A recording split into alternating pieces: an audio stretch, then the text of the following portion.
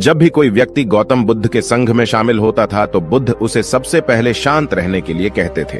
ध्यान की अवस्था में जाने से पहले उस भिक्षु को शांत रहना सिखाया जाता था। आज के दौर में हर तरफ सौरी शोर है। इसकी वजह से दिमाग में तनाव पैदा होना लाजमी है। ऐसे में अगर आप हर रोज कुछ देर मौन रहने का अभ्यास करते हैं तो इससे आपके तनाव पैदा होने वाले हार्मोन के लेवल में कमी आती है। इससे आपका दिमाग शांत होता है, गुस्सा नियंत्रित रहता है और तनाव बढ़ाने वाले हार्मोन्स का लेवल घटता है। आज के इस वीडियो में हम जानेंगे कि किन मौकों पर हमें शांत रहना है और किन मौकों पर हमें बोलना है और शांत रहने से हमारे अंदर क्या बदलाव आ सकता है। दोस्तों, संध्या काल का समय था।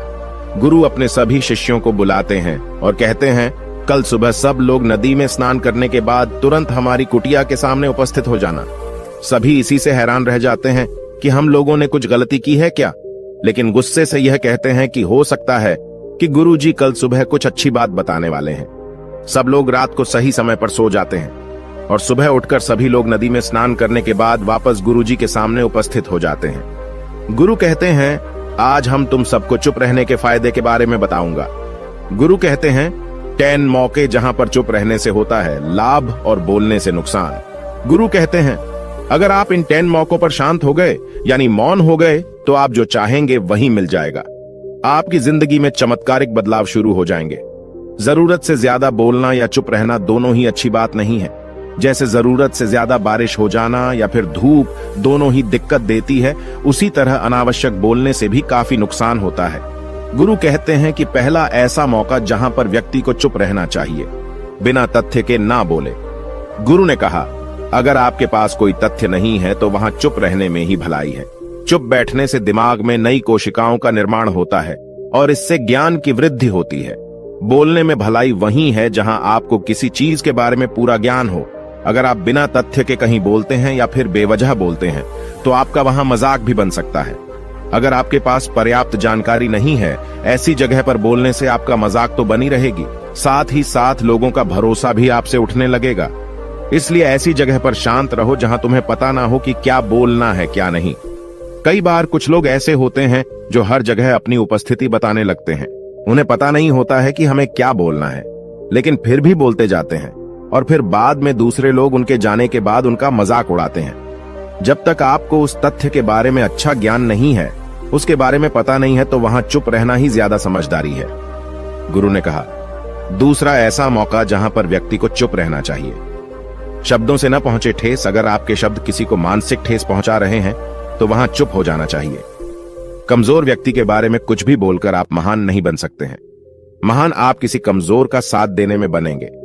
कई बार होता है कुछ लोग अपने से छोटे व्यक्ति को भला बुरा कहते रहते हैं। सामने वाला इंसान तो कद से आपसे छोटा है, वह आपको कुछ नहीं बोलेगा, लेकिन आप उसकी नजरों में गिरते चले जाएंगे।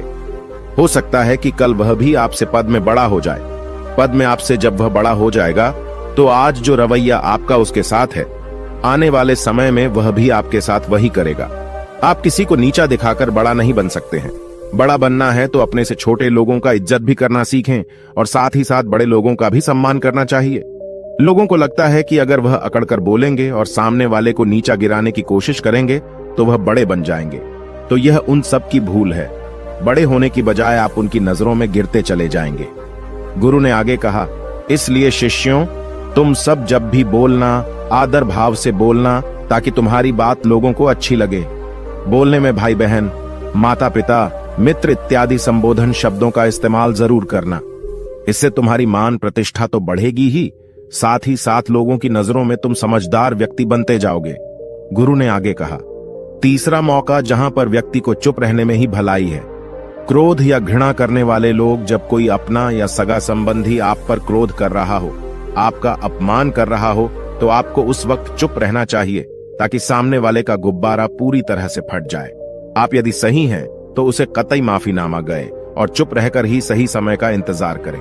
वह खुद आपसे माफी मांग लेगा जब उसे अपनी गलती का एहसास हो जाएगा। गुरु आगे कहते हैं कि अगर आपका कोई सगा संबंधी आप पर क्रोध कर रहा हो और आप उस समय शांत हैं, तो यह आदर सम्मान देने की निशानी होती है। इससे न कोई छोटा होता है और न ही बड़ा। अगर आपको क्रोध आ रहा है तो आप या तो वहां से किसी का अनादर किए बिना चले जाएं या फिर चुप रहें।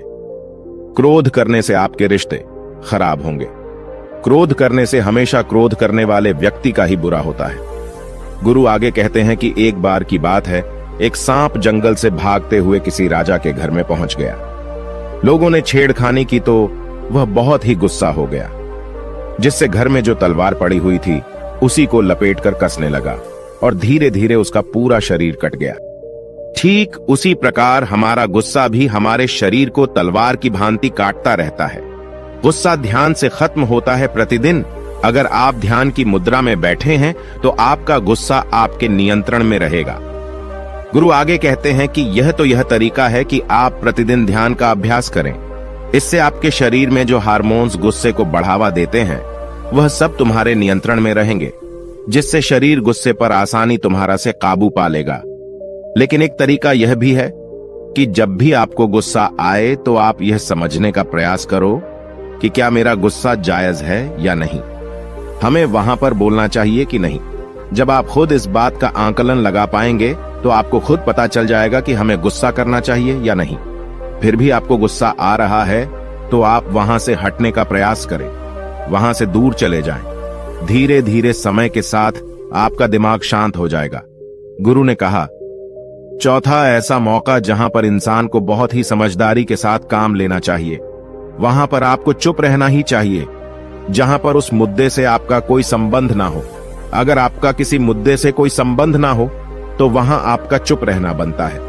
बिना किसी वजह अगर आप दूसरे के मुद्दे पर बोलेंगे तो यह आपके लिए अनिष्टकारी होगा। इसमें केवल और केवल आपका ही नुकसान है। जल्द ही आप किसी दो लोगों के बीच हो रहे विवाद में जल्दी अपनी टांग न डालें।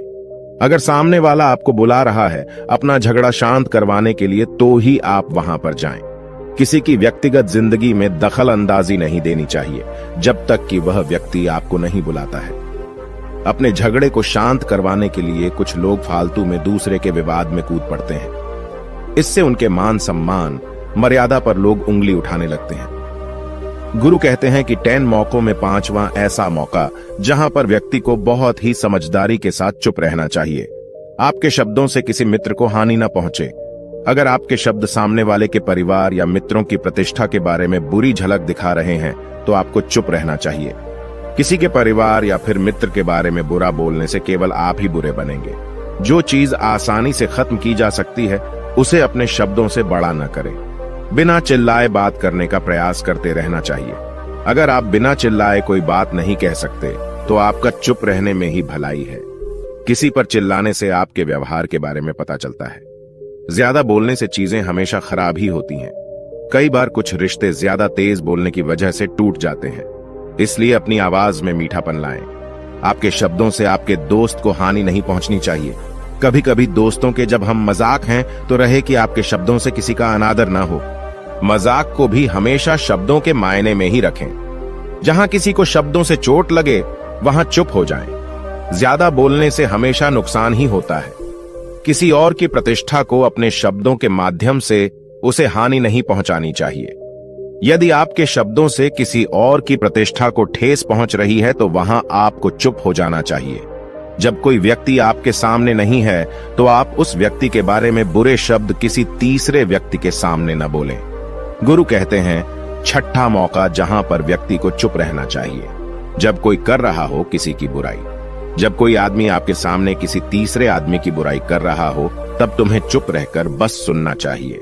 अपनी राय व्यक्त नहीं करना चाहिए, क्योंकि जो आज आपके सामने किसी तीसरे की बुराई कर रहा है वह कल किसी और के सामने आपकी बुराई भी कर सकता है। यदि आपने कुछ कहा है तो नीति शास्त्र के अनुसार जो अपने मुंह को बंद रखता है और बुद्धि से काम करता है वही इंसान समझदार होता है। बिना जरूरत के बोलना, किसी के बारे में किसी के बीच में बोलना यह गलत बात है। कभी कभी हमारे लिए बुद्धिमानी इसी में होती है कि हमें अपना मुंह ऐसी जगह पर नहीं खोलना चाहिए। गुरु आगे कहते हैं कि 10 मौकों में 7वां ऐसा मौका जहां पर व्यक्ति को चुप रहना चाहिए, जब कोई नहीं समझे आपकी भावना।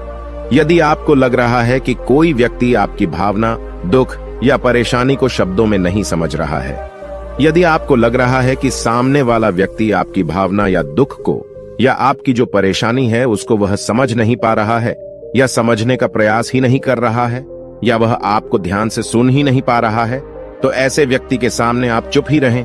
क्योंकि ऐसे लोगों को आपकी भावना या दुख से कोई मतलब नहीं होता है। ऐसे लोगों को अपना राज बताकर आप पछताएंगे ही बाद में। इसलिए हर किसी को अपने मन की बात नहीं बतानी चाहिए। अगर आपको लग रहा है कि सामने वाला आपकी बात को नहीं समझ पा रहा है, आपकी भावनाओं को नहीं समझ पा रहा है, तो वहां पर आपको नहीं बोलना चाहिए, क्योंकि आज में आपका मजाक ही बन जाएगा जब आपको लगने लगे कि सामने वाला आपकी भावनाओं को ठीक तरीके से समझ रहा है, आप जो कह रहे हैं वह ठीक से सुन रहा है, तभी आप उसे अपनी बात कहें। गुरु कहते हैं कि 8वां मौका जहां पर आपको चुप रहना चाहिए, जब कोई इंसान अपना दुख व्यक्त करे। यदि कोई इंसान अपने दुख या परेशानी को आपको बता रहा है, तो इसका मतलब यह है कि वह आपको अपना समझ रहा है। ऐसे में तुरंत ही उसे समाधान बताने के बजाय चुप रहकर उसके दुख या समस्या को सुने। उसके दुख या समस्या को किसी और को न बताएं। वह इसलिए नहीं बता रहा है कि उसकी समस्याओं का समाधान कर देंगे, बल्कि वह इसलिए भी बता रहा है कि सामने वाला उसकी बात को समझ रहा है। कई बार बताने से दुख कम हो जाते हैं। आपको अपना दुख इसलिए बता रहा होगा कि उसे लग रहा है कि आप उसकी बात को समझ रहे हैं। दुख बांटने से कम हो जाता है। इसलिए जब कोई व्यक्ति अपना दुख आपसे व्यक्त करे, तो आप चुप मारकर उसकी बात को बहुत ही ध्यान से सुनें, ताकि उसके दुख कम हो जाएं। उसके मन का बोझ हल्का हो जाए, क्योंकि उसके मन में जो भी बातें थीं, वह आपको सब बता दिया। गुरु आगे कहते हैं कि 10 जगहों में 9 ही ऐसी जगह जहां पर आपको चुप रहना चाहिए। जहां पर दुष्ट प्रकृति के लोग रह रहे हों और गाली गलौज कर रहे हों, तो आप वहां पर मत जाइए। ऐसी जगहों से आप चुपचाप निकल जाएं, अर्थात अपनी प्रतिक्रिया दिए बिना आप वहां से चले जाएं, क्योंकि जिसकी जुबान खराब होती है, जो दुष्ट प्रकृति के लोग होते हैं, उनको आप ऐसे समय में नहीं समझा सकते हैं। जब उनका दिमाग पूरी तरह से शांत हो जाए, तभी वह आपकी बात सुनेंगे। इसलिए जहां पर दुष्ट प्रकृति के लोगों आपकी बात को न मानते हों और न ही सुनते हों, तो आपको वहां पर नहीं बोलना चाहिए। गुरु कहते हैं कि 10 माह ऐसा मौका जहां पर आपको शांत हो जाना चाहिए। अपनी सफलता का राज हर किसी को न बताएं। कई बार होता है कि कुछ लोग जो सफलता को बहुत ही जल्दी अर्जित कर लेते हैं, वे हर जगह अपनी सफलता का ढिंढोरा पीटने लगते हैं। ऐसे में क्या होता है कि कई लोग आपकी सफलता से खुश नहीं होते हैं।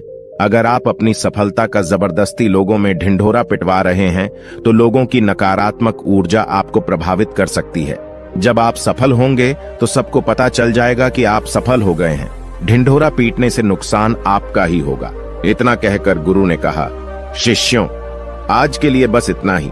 अगर तुम सब मेरी इन 10 बातों को अपने जीवन में अपना लेते हो, तो तुम सब काफी हद तक परेशानियों से बचे रहोगे।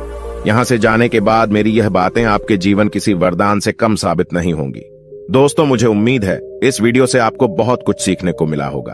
अगर आप नए हो तो हमसे जुड़ने के लिए इस चैनल को सब्सक्राइब करना मत भूलिएगा।